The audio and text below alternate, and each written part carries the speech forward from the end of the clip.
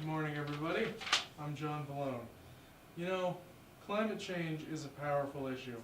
Many species of plant and animal are affected by the changes it brings, but one type of animal is particularly affected: frogs. Like Kermit the Frog on my shirt. As we can see by this graph, of over 5,600 known species of frogs, over 1/3, the red and the pink here, are in decline thanks in part to global climate change. But how are frogs affected by the changes in climates? Frogs, being amphibians, have a number of unique physical properties. They lack scales, fur, or other protective coverings, instead possessing smooth, porous skin through which they can absorb moisture. Frogs also lay eggs, but unlike the hard-shelled eggs of birds, reptiles, or the duck-billed platypus, frog eggs are soft and unshelled, and so require moist environments to develop and thrive properly. If an environment becomes too dry, the frog population can suffer.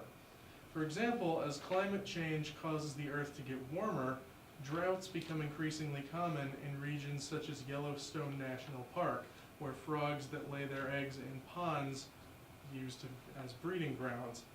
Ponds that were once important frog breeding grounds are now drying up, and the frogs are unable to lay their eggs in these dry conditions. While pond breeding frogs are the most well-known frogs, other types are also negatively affected by global climate change. Certain species of frogs in South America live in high elevation rainforests where bodies of water are scarce, so they lay their eggs in the leaf litter on the forest floor where moisture collects for the eggs to thrive. However, climate change is causing these forests to get drier, and the frogs native to these forests cannot lay their eggs either. Another catastrophic consequence of climate change is the proliferation of chytrid fungus, or Batrachochytrium dendrobatitis if you're a scientist. Chytrid fungus is a parasite that infects frogs with a degenerative disease called chytridiomycosis, which is most often fatal, as is the case with these poor little dead guys behind me. Chytridiomycosis thrives in drier environments, so as climate change causes frog breeding grounds to decrease, the range of the fungus increases, reducing frog populations even further. What do we care? They're just frogs, am I right? What good do they do human beings? Frogs provide two major benefits to the world. They provide ecosystem services, and they provide services to biological and medical research. In their native ecosystems, frogs are keystone predators that feed on massive amounts of insects. Without frogs, insect populations would balloon out of control. This service can also be harnessed by human beings to provide biocontrol of harmful ecosystem agents. For example, in areas where disease-bearing mosquitoes are prevalent, frogs are being used as biocontrol agents to cut down on mosquito populations and rates of human infection. Now here's Brett Turek with more ways in which frogs are helpful to humans.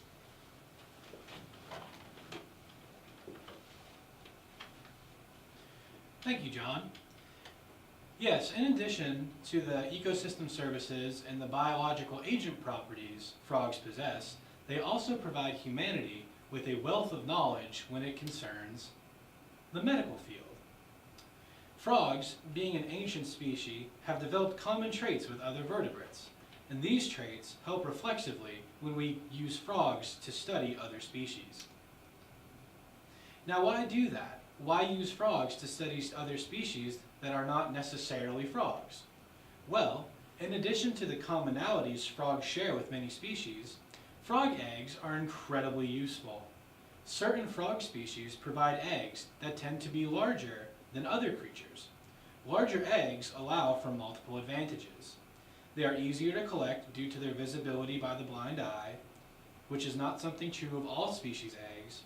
And being larger, these eggs tend to provide a sturdier, thicker membrane, making them ideal to work with and work on. The eggs tend to be transparent, such as these eggs behind me, making them perfect for observational studies.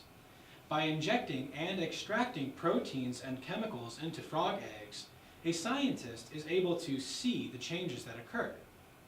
When you inject a protein into a frog egg, the egg will take that into its own coding and provide thousands of copies of that strain. Because of the transparency of the egg, a scientist is able to witness the changes that this strain has on a frog's physical development. Through this method, many medicines have come into existence. Throughout history, frog eggs have aided in the first visibly witnessed occurrences of cell division and fertilization. Furthermore, an unaltered egg can be monitored to observe the development of a frog's physical body. This has helped science to understand nerve connections that exist between muscles in several different species, including frogs. And lastly, frogs and their eggs are beneficial in science and medicine because they're so available. The large quantities of eggs that can be laid at one time make the purchase of said eggs very affordable. However, if the population of frogs and their eggs declines, then the extremely valuable resources they provide will be limited. The price will soar for the eggs while their availability will bottom out. Now, some may claim that this kind of experimentation is immoral. And yes, considering the fact that this experimentation has been going on since at least the 1770s, many frogs and many frog eggs have perished in the name of science and medicine. However, these experiments have yielded world-changing results. It is because of frogs and their eggs providing our scientists with the knowledge and know-how that we were able to develop pregnancy tests. It is because of experimentation on frog eggs that we have learned how to perform skin grafts for burn victims. And it is from these experiments that we have learned how to reduce the growth of tumors in those who are afflicted. Frogs are crucial to the improvement of human life. This cannot be disputed, as it has been proven time and again. Lastly, leaving the medical field, frogs and their impact can be seen in ecotourism. Ecotourism thrives under the notion that a specific area has flora and fauna that most people don't get to see. The beauty of the unknown is what helps to drive this economic system in some smaller nations, such as Belize and Costa Rica.